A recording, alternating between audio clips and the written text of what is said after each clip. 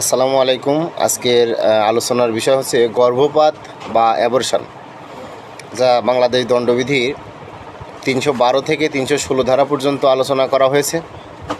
যেখানে বলা রয়েছে, যদি স্বামী বা স্ত্রী উভয়ের সম্মতিতেও গর্ভপাত করানো হয় তাহলেও তার সাজা রয়েছে।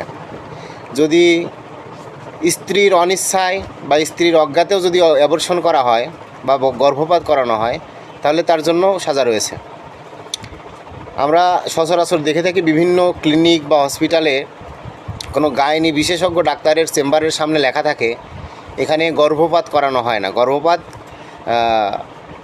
গর্ভপাতের নির্দিষ্ট সাজা রয়েছে, সেই কারণে গর্ভপাত করানো হয় না। সরকারিভাবে নিষেধ করা হয়েছে, সেই কারণে গর্ভপাত করা হয় না। তো আসলেই বাংলাদেশ দণ্ডবিধির 312 থেকে 316 ধারা পর্যন্ত গর্ভপাতের যে সাজা উল্লেখ করা রয়েছে সেটা শুনলে অবাক হতে হয়। সেটার জন্য যাবজ্জীবন কারাদণ্ড নির্ধারণ করা রয়েছে। তো সবাই সতর্ক থাকবেন, ইচ্ছায় অনিচ্ছায় কেউ গর্ভপাত করাবেন না। ধন্যবাদ।